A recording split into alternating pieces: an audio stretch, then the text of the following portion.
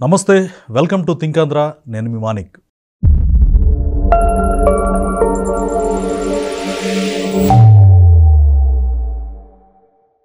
మనతో పాటు ఉన్నారు ప్రముఖ రాజకీయ విశ్లేషకులు కొత్త రవీంద్రబాబు గారు. నమస్కారం సార్. నమస్తే సార్. ఇటీవల కాలంలో గాన గంధర్వుడు, భారతదేశమే కీర్తించినటువంటి సింగర్ ఎస్పి బాలసుబ్రహ్మణ్యం గారు, ఆయన విగ్రహం రవీంద్ర భారతిలో పెట్టొద్దంటూ పృథ్వీరాజ్ అనేటువంటి ఒక వ్యక్తి కామెంట్ చేశారు. అది బాగా వైరల్ అవుతూ ఉంది. అంటే దీని వెనకాల ఏదన్నా రాజకీయ నాయకుల ప్రేరేపితం ఉందా, లేకపోతే అతను ఇండివిజువల్గా చెప్పాడా?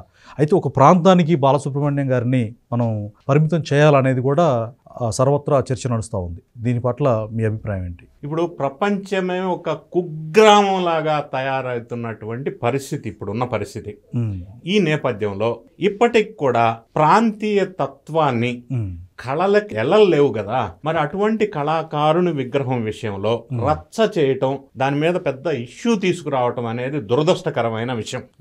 మనం ఒక్కసారి అంటే పార్టీలన్నిటికీ అతీతంగా మాట్లాడుకోవాల్సి వస్తే, మీరు అన్నట్టుగా గాన గాంధర్వుడు ఎస్పి బాలసుబ్రహ్మణ్యం గారు పుట్టింది నెల్లూరు జిల్లా అయినప్పటికీ, మద్రాసులో ఆయన జీవితం కొనసాగించినప్పటికీ, ప్రపంచంలో ఏ గాయకుడు పాడనన్ని భాషల్లో పాటలు పాడిన ఒకే ఒక వ్యక్తి ఎస్పి బాలసుబ్రహ్మణ్యం. ఇంకొక అంశం, ఇప్పుడు నార్త్ ఇండియానికి సంబంధించిన గాయకులు ఉన్నారు, వాళ్ళు హిందీ పాటలు పాడతారు, కానీ సౌత్ ఇండియా పాటలు పాడలేరు. కానీ ఎస్పి బాలసుబ్రహ్మణ్యం గారి క్రెడిట్ ఏంటంటే, ఆయన అన్ని భాషల్లో పాటలు పాడి అందరినీ మెప్పించినటువంటి మహా గాయకుడు. అది అసలు అందులో ఎవరికి అనుమానం ఉండక్కర్లేదు. అటువంటి మహానుభావుని విగ్రహం రవీంద్ర భారతి దగ్గర శుభలేఖ సుధాకర్ నేతృత్వంలో పెట్టడానికి ఒక నిర్ణయం తీసుకున్నారు తెలంగాణ ప్రభుత్వం. జూపల్లి కృష్ణారావు మంత్రివర్యులు కూడా దాన్ని పర్యవేక్షించారు.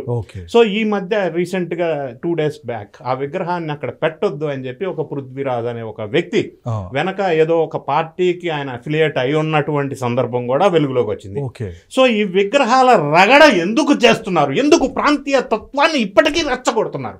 భారతదేశంలో ఏ ప్రాంతంలోనైనా సెన్సిబుల్గా ప్రజల్ని రెచ్చగొట్టాల్సి అని అనుకుంటే ప్రాంతీయ తత్వం, కులతత్వం, మతతత్వం, వీటిని ఎక్కడైనా ఎవరినైనా రెచ్చగొట్టాలంటే రాజకీయ పార్టీలు వాడుతున్నటువంటి సంఘటన మనం చూస్తున్నాం. ఓట్ల కోసం, పదవుల కోసం, రాజకీయాల కోసం.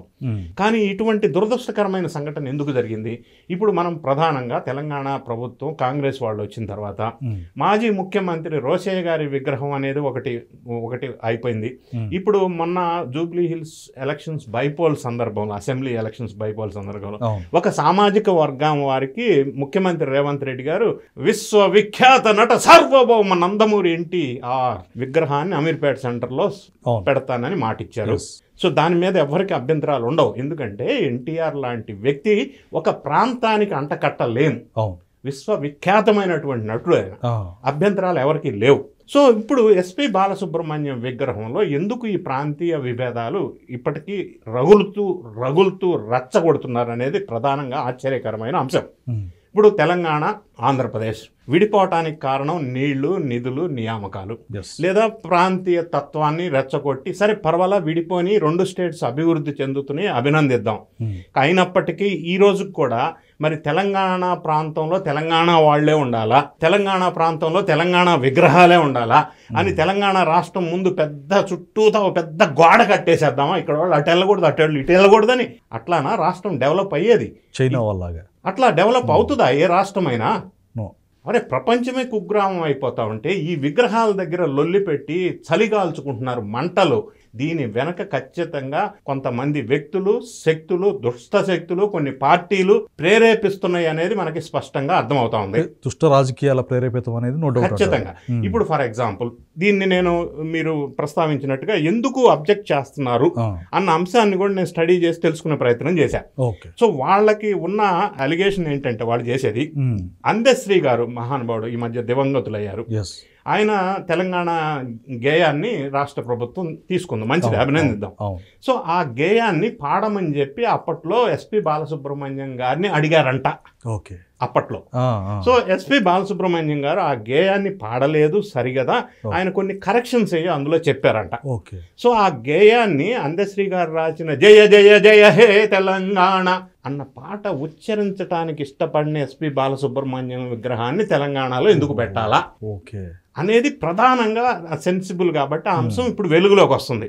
సో ఆ రోజు ఆయన ఎందుకన్నారు, ఎందుకు పాడలేదు పక్కన పెడదాం. ఇప్పుడు సి నారాయణ రెడ్డి గారు ఉన్నారు, తెలంగాణ ప్రాంతానికి సంబంధించిన గొప్ప రచయిత.